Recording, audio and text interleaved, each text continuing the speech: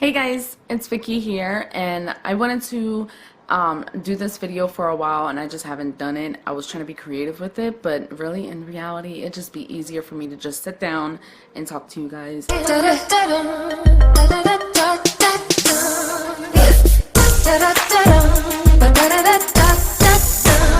Somebody wanted to know how did blogging help me transition into being a YouTuber, exactly how you can make money with YouTube and as a blogger. There's no special formula or special way that you can actually grow your channel on YouTube. I don't even know where to even start with any of this, because I know a lot of people want to know, how do I grow my channel, how do I make money on YouTube, especially when it comes to outside of the whole ads, because ads is one way you can make money, but unless you're getting like 20, 30, 40,000 views on your videos, you're not really going to be making a good amount of money, and you have to be uploading every single day for you to be able to see a decent check. And the reason why I say that is because I know a lot of people, they bombard their videos with like a lot of ads, and the reason being is because they don't have a huge view, like a lot of views, so they feel like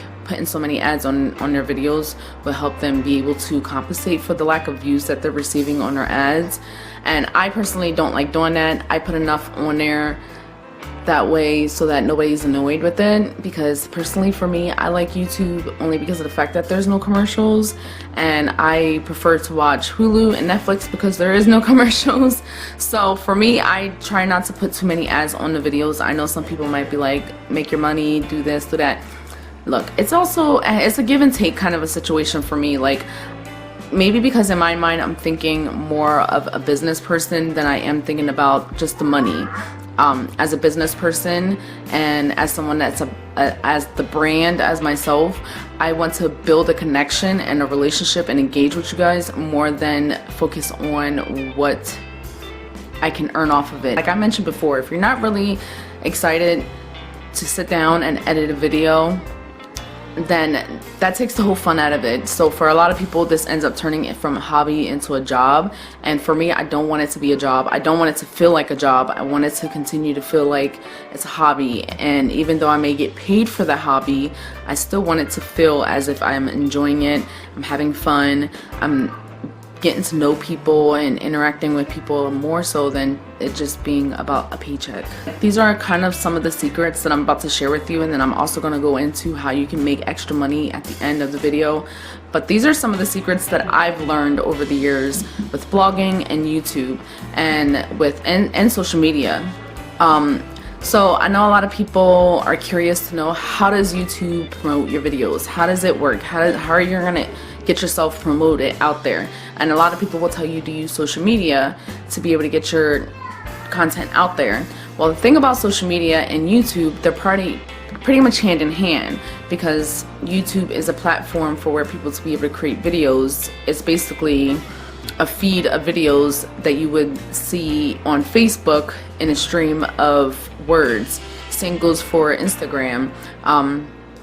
Instagram is basically a feed, but you see in mostly pictures and video, but they're short clips, whereas YouTube gives you the opportunity to be able to share video and pictures and words in a longer form of video, like in a video format. So with all these platforms, they all have an algorithm. They give the computer a formula to base off of what other people like. So with like Facebook, the more people comment on your post, the more people will be able to see it, because they'll keep going to the top. So it's not about likes on Facebook. A lot of people always assume if you get more likes, you know, you'll blow up or whatever.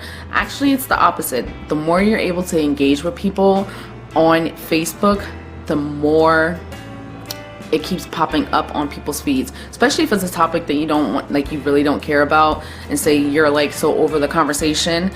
The more people comment on it, the more it's going to keep popping up on your feed, because that's what people are seeing. And in Facebook's head, they feel like, oh well, if more people are commenting on this, that means that it's something important. Instagram, another YouTuber, and she's a lot bigger than me, she actually explained that with Instagram will promote your videos based off of the first 10 people that actually like it and comment. So like, and it's not so much like and comment, it's more so of the engagement. So if people share it, people like it or heart it or whatever you want to call it, and comment, that gives, and it's within the 10 people. I don't know about the time frame, but the first 10 people within that certain time frame, I believe it gives the formula, it'll keep pumping it out. And so if you get 10 people that are liking your stuff, they're going to keep sending it out to 10 people. Now if you get 100 people within like 10 minutes, it's going to keep promoting that picture that you uploaded on Instagram.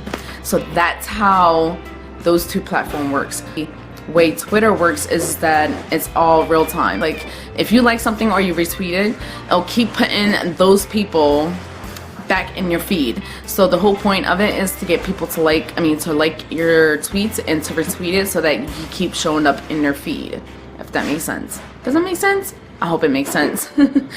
Now when it comes to YouTube is all about keywords, titles, and your thumbnail. And the way to continue to build up your views and everything and to continue to promote yourself is when you put those keywords in there that's constantly being searchable, like how-tos, cooking videos, reaction videos, what else, mukbangs, anything that's what people are searching for, that's what's going to come up in the search engine. But another thing is that people don't realize that likes and dislikes and comments actually promote your channel. So whether people like it or dislike it, YouTube thinks, oh, this person watched it and they're engaging in it, so therefore it's a good video to continue to promote. Same thing with comments. Like YouTube can't tell the difference between a negative comment and a positive comment, especially if it's unless it's a curse word. If it's a curse word, then a curse word, a link, or the word subscribe to my channel or something like that, then it's not going to notice any difference, and the computer's mind is saying, oh, well, this person engaged on the comment, so therefore I'm going to continue to promote it.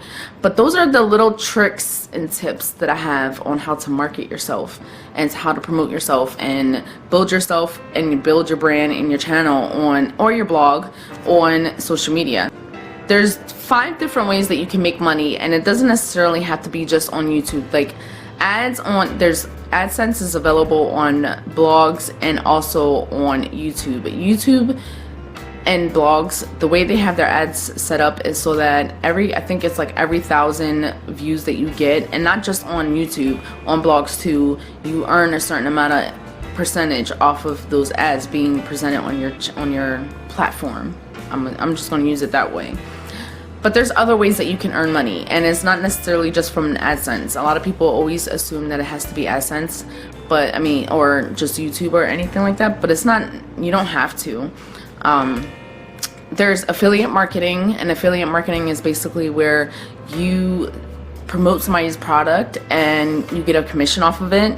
That's one way that you can make money.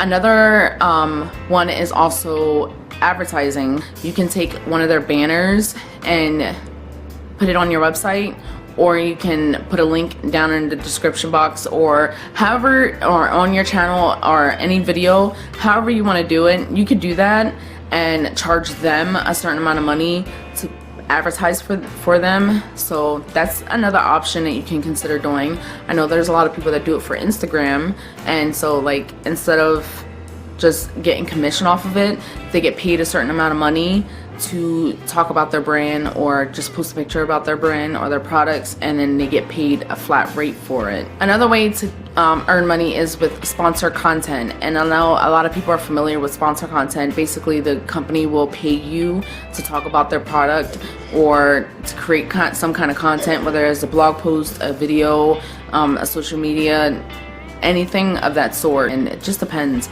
Each company and each brand has their own way of how they want to do sponsored content, and you just have to ask them about it. This is more so like a like passive income.